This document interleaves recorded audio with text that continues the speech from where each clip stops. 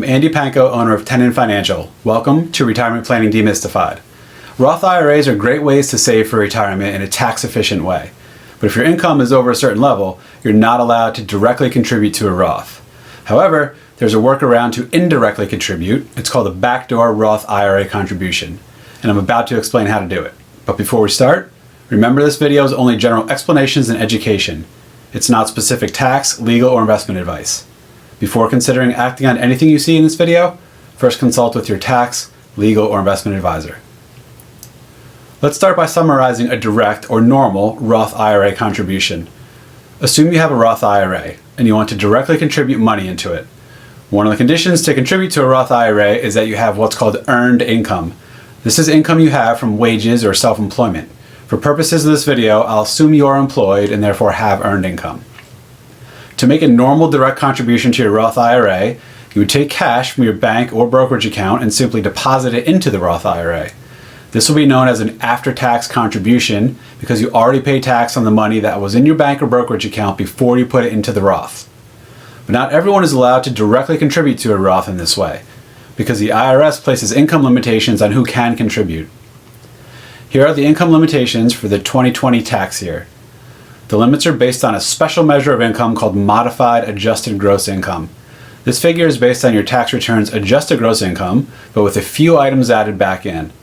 The specific calculation is a bit complex and beyond the scope of this video, but the most common examples of things that need to get added back in are student loan interest deductions and deductions for qualified higher education expenses. Assume you're married and will be filing a joint tax return in 2020. If your combined modified adjusted gross income will be below $196,000, you'll be able to make a Roth contribution of up to $6,000 if you're younger than 50. If you're older than 49, you can make a $7,000 contribution. If your combined modified adjusted gross income will be equal to or more than $196,000, but less than $206,000, your allowable contribution amount will be progressively decreased.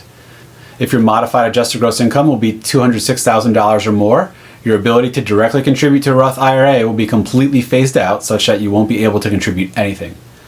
And then if you're single, you can see the respective income limits and allowable contribution amounts. The modified adjusted gross income thresholds typically increase a little bit each year, and the contribution limits occasionally increase as well. In both cases, increases are based on inflation. So what can you do if your income is above the contribution phase-out level, but you still want to contribute money to a Roth IRA? Well, as for the normal Roth IRA contribution process, you can forget that, unfortunately. If you do make a direct contribution but aren't eligible because you're over the income limitations, you'll have to pay a penalty of 6% of the amount of the ineligible contribution, and that penalty will be charged every year until you remove the contribution. But don't despair, because there is another way to get money into your Roth IRA. While the end result can end up being the same, the way you get there is a bit less direct. It's called doing a backdoor Roth IRA contribution. Like before, assume you have a Roth IRA and you want to put money into it from your bank or brokerage account. But remember, you can't put money directly in your Roth in this case because your income is too high. Instead, you need to first go through a traditional IRA. Like Roth IRAs, traditional IRAs put income limits on who's eligible to contribute money. However, those income limitations only apply to the ability to contribute money on a tax-deferred basis, meaning the income limits may prevent you from taking a tax deduction for your contribution. But anyone, regardless of how high their income is, can contribute to a traditional IRA on an after-tax basis. In other words, anyone can contribute to a traditional IRA without taking a tax deduction for it. Again, like Roth IRAs, you need to have earned income to make any kind of contribution to a traditional IRA. So I'm again assuming you're employed and have earned income. The first step in doing a backdoor Roth IRA contribution is that you make an after-tax contribution to a traditional IRA. And for now, assume this is your only traditional IRA and this after-tax contribution you just made is the only money in there. I'll explain in a bit why this is a very important assumption. Once your after-tax contribution is in your traditional IRA, you can turn around and convert it to your Roth IRA. A Roth conversion is a process of moving money from a traditional IRA to a Roth IRA. In this case, since you already pay tax on the money you put into your traditional IRA, you won't have to pay tax again when you convert it to the Roth IRA. And just like that, You just indirectly contributed money to your Roth IRA by way of first going through your traditional IRA. This whole process is what allows you to indirectly contribute to your Roth IRA through the proverbial back door. The end result is functionally the same as if you directly contributed the money right into your Roth IRA. There's one real big gotcha to be careful of when doing a backdoor Roth IRA contribution, and that's something called the pro rata rule. Remember that I said to assume your traditional IRA had nothing else in it other than your after-tax contribution you just made. But what if you had previously made pre-tax contributions to your IRA? Well, that can really snarl the tax aspects of doing a backdoor Roth contribution. For example, assume your traditional IRA already had $95,000 of pre-tax money in it, and then assume you added $5,000 as an after-tax contribution as the first step of attempting to do a backdoor Roth. That after-tax money is also called basis.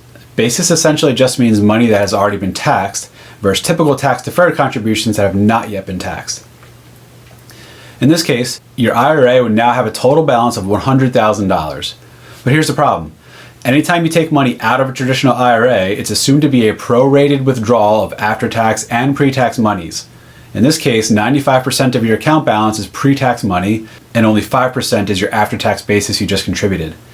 When you take money out, whether it's a direct withdrawal or a conversion in this case, you can't pick and choose which monies you're taking out. Even though you just contributed $5,000 of after-tax money, you can't cherry pick just that specific $5,000 to convert. The conversion will be subject to proration between pre- and post-tax money. In this example, 95% of your conversion will be taxed. Even though you had already paid tax on the $5,000 you contributed into the IRA, when you do the $5,000 conversion, the IRS will make you treat it as if only 5%, or $250, of the conversion is your after-tax money. The other 95%, or $4,750, will be deemed to be a conversion of the pre-tax money in your IRA. And since that money is pre-tax, you will have to pay tax on it when you convert it. This concept of proration catches a lot of people off guard and can lead to unwelcome surprises at tax time. The best way to visualize the pro rata rule is to think about putting cream into coffee. Before you mix them together, you have a clearly distinct container of cream that's separate from your cup of coffee. And then you pour a little splash of cream into your cup. Once you pour in the cream, it swirls together and mixes throughout your coffee. At that point, you can't simply just take your cream out. The two are inextricably mixed. Every bit you take out will be mostly coffee with a little bit of cream. This is the same idea as the pro rata rule. Once after-tax money is mixed with pre-tax money, you can't simply skim or pick out just the after-tax money because it's all mixed together and blended with the pre-tax money. Now, there is actually a way to separate the cream from the coffee, but it's pretty complicated. It involves moving all the money to an employer plan like a 401k and then moving back out just the after-tax money. But that's beyond the scope of this video.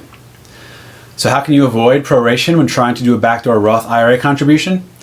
Well, the simple answer is to make sure you have no other IRAs. And for the one IRA you do have, keep it completely empty so the only thing in it will be your after-tax contribution. And then convert it out as quickly as possible, because you don't want the after-tax money to sit in there too long and potentially generate gains. Those gains will be considered pre-tax, and they'll start to bring some proration into play.